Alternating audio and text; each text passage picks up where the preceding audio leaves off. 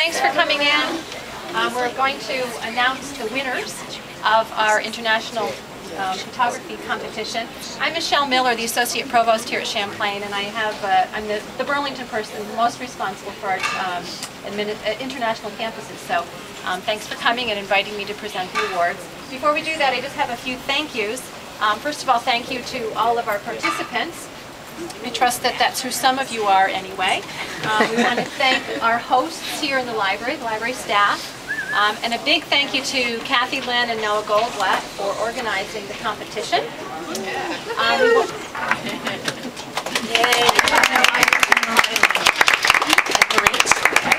I'm sorry, Marie, I didn't know you were an organizer as well, Marie Cascas. Our judges, Holly Miller, Jay McKee, and Eric Eskelson. I know Holly is here. Holly's here. Thank you. And I understand some students who are work study students with Linda helped to do the matting. So if any of those are here, thank them as well. So I have the honor of presenting these awards to those folks who have used their photography in a way that provides a window for the rest of us to see a little bit of what you've experienced in your travels. And we're grateful. For you, these photographs are a bit more than that. I hope that they allow you to recall personal growth that you experienced during that time, and so in that regard sort of makes you feel proud of that growth. I hope that they remind you of the good times that you had when you were traveling, and so it brings back a feeling of happiness for you. And we hope that you once again experience that excitement that we all get from traveling, and so it makes you curious and anxious to travel again. So thanks to all of the participants for sharing your memories with us and allowing them to spark those emotions in ourselves as it reminds us of our own travels. So now to the prizes.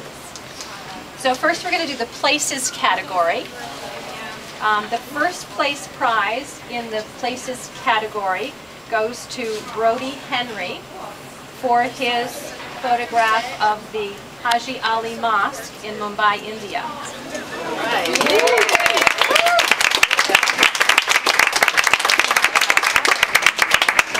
I've got a little story. That day I went to the mosque and then I went to a Hindu temple and got this. Ah, all right. Great. Great. Still have it. Brody, you want to come up and just grab your envelope? Are you putting a little label or something on so we can see them? Yes, in a description and all these notes. Great. I do want to read the judges' comments on your photograph, Brody. What struck me first about this image was not the grandeur of the mosque, but quite the contrary, its simplicity. One gets the impression of daily worship, not pilgrimage, and the faces of the people coming and going around the mosque also convey this day-to-day sense. The colors, not super vibrant, but rather a bit sun-bleached, also ground this image in the real. I felt that this photograph really captured a slice of Indian life that one wouldn't necessarily see in images of, say, the Taj Mahal. The people, color, and composition are superb.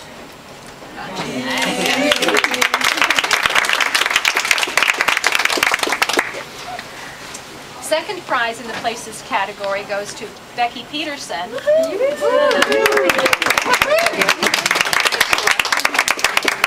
Becky's photo is titled An Ordinary Day in Saigon. And the judges' comments, this captures the energy and industriousness of the people.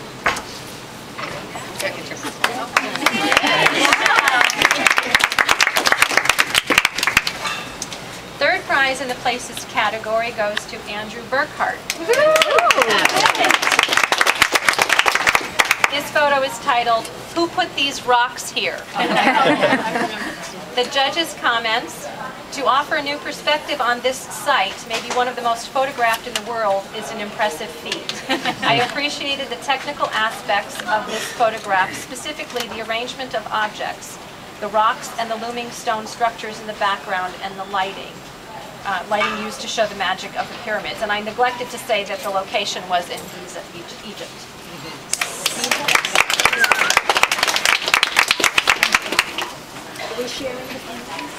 We also have an honorable mention in the places category, and that goes to Matt Hovey for his photo Vacant Corridor taken in Medina, Malta. Excellent. And Matt is studying abroad in Dublin. And having a great time. And having a great time. The judge's comments on his photograph. I noticed this dim alleyway was photographed during daytime, as evidenced by the sunbeam high on the left of the corridor. This made me stop and give the image a second look. The dimness at day seemed to carry some metaphorical meaning, maybe something about the way the labyrinth city streets eradicate in their convolutions normal conceptions of time.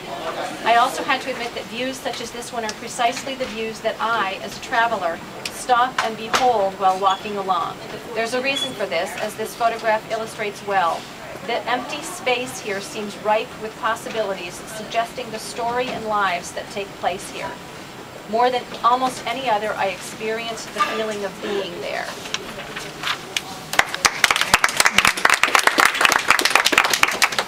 Okay, now in the people category, the first prize winner is Hannah Gillies for her photograph Everyday Life taken in Kolkata, India. She's not here. She's not here? Yeah. The judge's comments on this photograph. Here's a photo that drew me to it at a glance. Yes, the subjects are essentially posing for the camera, but something about their expressions, their closeness, and their humble possessions all suggested a deeper, tender, maybe sad story at work. I like the feeling, the composition, and the goat.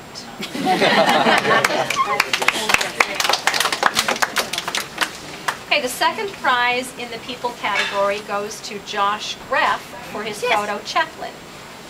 This was taken in London, England at the Millennium Bridge. The judge's comments, it captures something truly universal.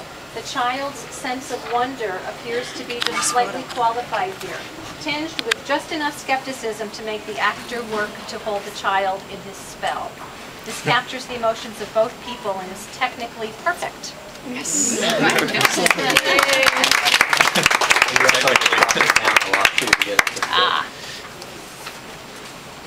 Third prize in the people category goes to Raymond McCarthy Bergeron.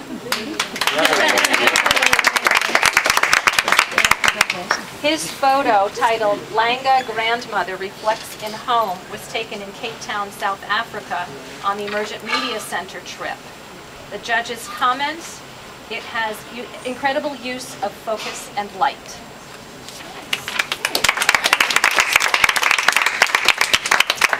And finally, honorable mention in the people category goes to Kathy Lynn.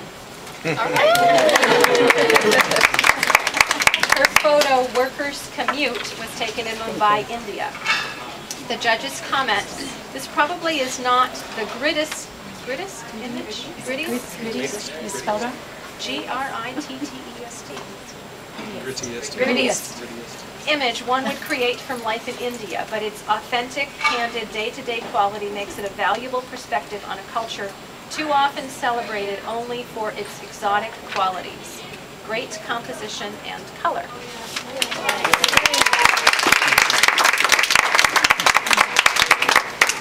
So thank you all for coming. As we mentioned earlier, each of the winning photographs will be marked with this information that I've read and a ribbon, so you can peruse them later and see which ones are the winners, and they'll be on display for a week or so. Thank you.